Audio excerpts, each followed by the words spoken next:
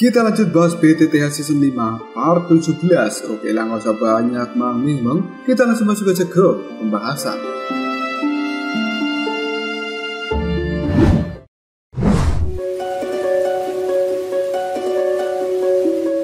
Setelah Xiaoyan sadar dari pingsannya, Ratu Medusa memutuskan pergi dari tempat ini, dan Xiaoyan memberitahu gurunya jika dia dan juga Ratu Medusa sebenarnya memiliki sebuah perjanjian, sehingga Ratu Medusa saat ini tidak akan pernah menyakiti Xiaoyan lagi. Yalo kemudian memberitahu pada Xiaoyan untuk tetap berhati-hati kepada sang ratu ular itu, dan Yalo mengatakan bahwa dirinya saat ini akan memberikan beberapa resep obat-obatan. Kemudian Xiaoyan menceritakan bahwa dia telah berhasil membunuh Han Feng, namun roh dari Han Feng saat itu berhasil diambil oleh orang dari aula jiwa. Hal tersebut membuat Yalo cukup takut jika pada akhirnya Han Feng kembali dihidupkan oleh orang-orang dari aula jiwa. Namun ada yang lebih menakutkan daripada hal itu, karena saat ini mereka sebenarnya telah mengetahui bahwa jiwa dari Yalo sedang bersembunyi di dalam tubuh Xiaoyan, sehingga sudah bisa dipastikan bahwa di masa depan nanti Xiaoyan akan menjadi sasaran berikutnya dari aula jiwa. Namun Xiaoyan saat ini merasa tidak takut dengan hal itu, dan Xiaoyan cukup yakin jika hilangnya sang ayah kemungkinan besar memiliki hubungan dengan aula jiwa.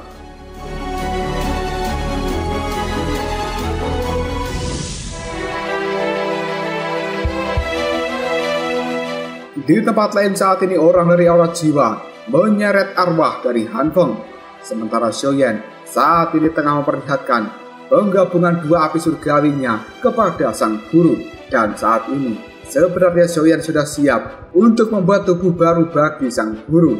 Yalo pun memberitahu pada Xiaoyan bahwa yang dia butuhkan saat ini adalah pil pelebur darah tulang, kemudian esensi darah dari monster tingkat 7, dan yang terakhir adalah kerangka dari seseorang yang berada di tahap Douzong. Walaupun hal itu terlihat cukup sulit bagi seorang Xiaoyan, namun bocah itu akan berusaha mencarikan ketiga bahannya demi kebangkitan sang guru. Xiaoyan kemudian juga memperlihatkan resep dari pil penguras nyawa yang telah ditemukan oleh kakaknya, dan dia meminta pada gurunya supaya membuatkan obat penawar bagi pil ini, karena Xiaoli sebenarnya telah memakan pil yang cukup berbahaya tersebut. Walaupun sedikit ragu, namun pada akhirnya Yalo menyanggupi hal itu.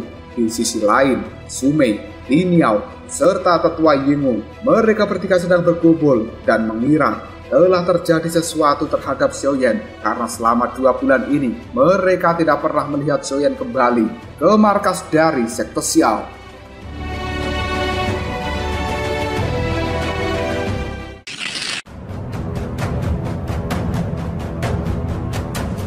Di sisi lain, Xiaoyan saat ini sedang memulihkan kekuatannya, dan tidak hanya pulih, Xiaoyan juga memiliki kemajuan dalam hal kekuatan. Kemajuan dari kekuatan Xiaoyan itu akan digunakan oleh Xiaoyan untuk memberikan serangan ketika dirinya telah sampai di Kekaisaran Jiama. Xiaoyan akan membalas perbuatan dari sekte Yunlan tentang apa yang telah mereka lakukan pada Xiaoyan di masa lalu. Xiaoyan saat ini juga memberitahu pada sang guru bahwa dirinya akan membawa para ahli dari wilayah hitam untuk ikut bersamanya dan membantu penyerangan pada sekte Yunlan. Sedangkan di kota Feng, Sumei, Liniao, serta tetua Yingwu menanyakan kembali tentang rencana dari Xiaoyan yang mengajak mereka bertiga untuk menyerang sekte Yunlan. Kenapa hingga detik ini rencana tersebut belum dilakukan?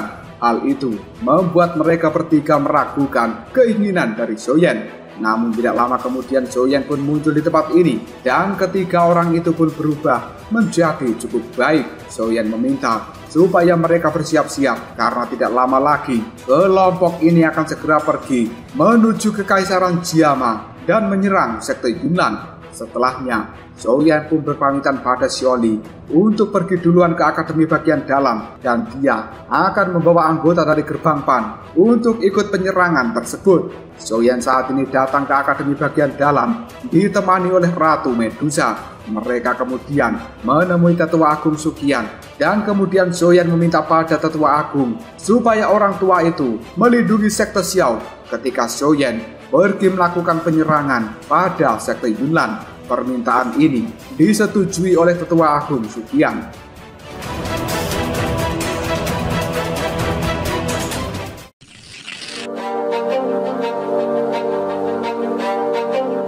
Selanjutnya Xiaoyan pun pergi menemui kelompok dari Gerbang Pan. Xiaoyan kemudian berkata kepada Xiaoyu dan juga yang lainnya bahwa 2 bulan lagi mereka akan pergi ke sekte Yunlan. Hal tersebut membuat semuanya cukup kaget. Dan mereka saat ini sebenarnya ingin ikut bersama dengan Xiaoyan. Namun Xiaoyan melarang hal itu karena kekuatan yang dimiliki sekte Yunlan bukanlah sesuatu yang bisa diremehkan. Selain itu, jika mereka pergi, maka tidak akan ada yang menjaga kelompok dari Gerbang Pan saat ini. Namun Lin Yan masih bersikeras untuk ikut bersama dengan Xiaoyan, dan hal itu langsung diizinkan oleh Xiaoyan. Sementara Xian kali ini juga bersikeras untuk ikut bersama dengan Xiaoyan. Detik berikutnya, Xiaoyan pun menyuruh agar mereka semua merekomendasikan anggota dari Gerbang Pan yang telah lulus dari tempat ini untuk bergabung pada sekte Xiao, supaya sekte Xiao didominasi oleh orang-orang dari Gerbang Pan. Karena hal tersebut akan bisa mengurangi hubungan yang cukup tegang antara wilayah hitam dengan Akademi Jianan. Selanjutnya, Xiaoyan pun berpamitan untuk pergi membuatkan pil bagi kelompok dari Gerbang Pan ini.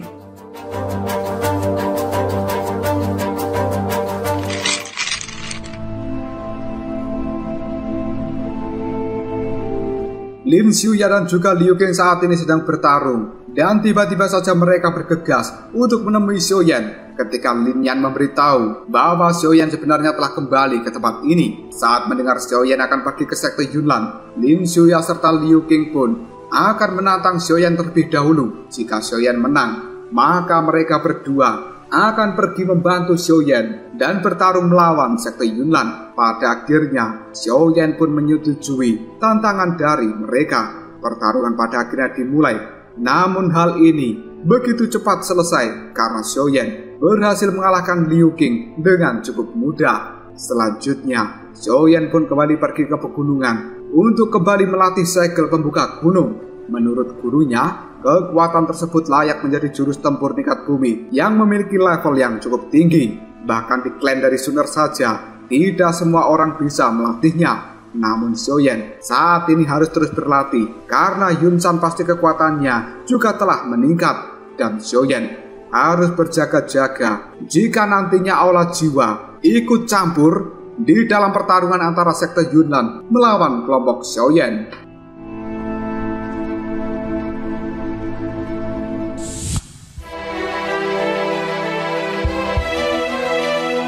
Yao Luo kemudian menyarankan pada Xiaoyan supaya menggabungkan 3 jenis api surgawi.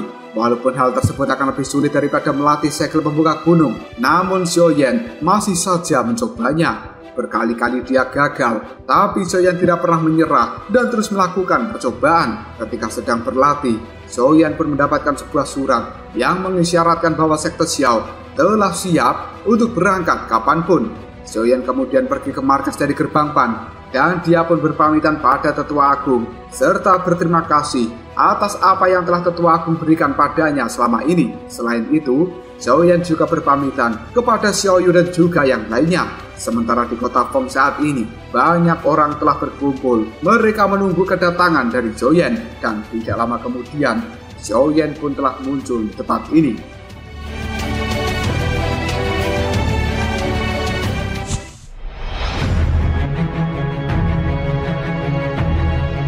Sebelum pergi ke sekte Yunlan, Xiaoyan pun memberikan pengarahan pada semuanya. Tidak lama kemudian, kapal yang akan mereka gunakan pun tiba, dan Xiaoyan beserta yang lainnya pun segera berangkat menuju ke Kaisaran Jiama. Di tempat lain, Yun Yun saat ini sedang menyendiri, dan dia pun didatangi oleh Yunsan. Hingga detik ini, Yun Yun sebenarnya masih sangat marah kepada Yunsan atas apa yang telah dia lakukan kepada keluarga Xiao. Dan ternyata Yun Yun hingga detik ini masih memikirkan Xiaoyan walaupun mereka sudah tidak bertemu selama 3 tahun. Hal tersebut membuat Yunsan menjadi sangat marah dan dia benar-benar ingin memusnahkan seluruh keluarga Xiao. Mengetahui hal itu, Yun Yun pun mencoba mencegahnya dengan berbagai cara. Namun Yunsan masih tetap saja dengan pendiriannya yang keras. Dengan cukup yakin, Yunsan pun mengatakan bahwa dia akan membawa sekte Yunlan ini menuju pada tempat tertinggi yang belum pernah dicapai pimpinan sebelumnya. Hal tersebut membuat Yun Yun cukup sedih dan dia juga cukup khawatir dengan kondisi Xiaoyan saat ini.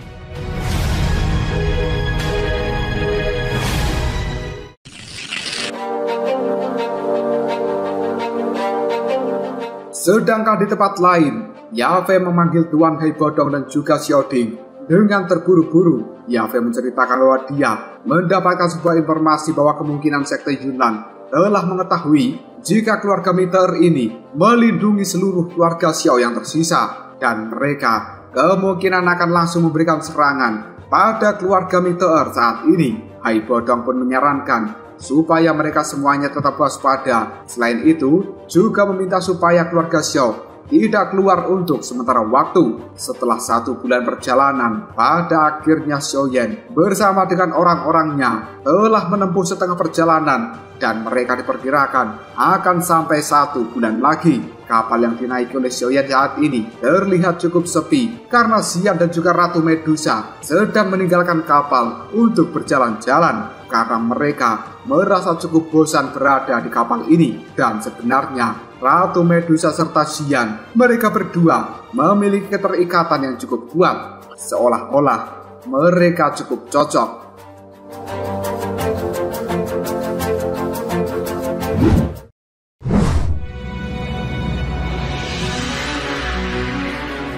Ratu Medusa dan juga Xian pada saat ini berada di depan sebuah goa dengan banyaknya harta karun, namun tempat itu dijaga oleh monster singa yang kuat.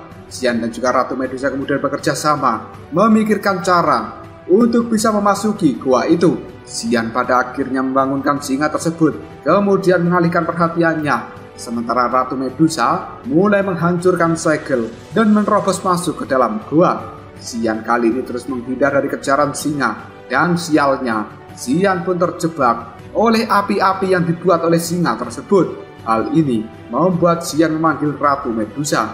Tidak lama kemudian Ratu Medusa pun muncul. Dia kemudian mematikan seluruh api yang ada di tempat ini, dan Ratu Medusa kemudian memberikan bahan obat-obatan yang telah dia dapatkan di dalam goa kepada Xian. Singa tersebut meminta agar Xian segera mengembalikan barang-barang itu, karena jika sampai barang itu hilang, maka singa ini akan mempertaruhkan nyawanya dan dia akan segera dibunuh oleh seseorang yang memerintahkan menjaga gua itu. Karena sebenarnya singa ini juga sangat terpaksa ketika harus menjadi anjing penjaga yang melindungi mulut gua, namun dirinya tidak bisa menolak hal itu karena saat ini ada sebuah segel yang telah mengikat dirinya. Mengetahui hal ini, dengan kekuatannya Ratu Medusa pun menghancurkan segel itu. Hal tersebut membuat sang singa cukup senang, yang kemudian berterima kasih pada Ratu Medusa karena telah membebaskan dirinya dari ancaman. Detik berikutnya, Xian dan juga Ratu Medusa pun kembali ke dalam kapal, dan saat ini Xian memberikan bahan obat-obatan yang telah dia dapatkan kepada Xiaoyan. Hal itu membuat Xiaoyan menjadi kaget dan dia cukup takut jika hal ini akan mendatangkan masalah baru. Detik berikutnya, Xiaoyan pun meminta supaya laju kapal ini dipercepat agar Xian dan juga Ratu Medusa tidak berulah kembali.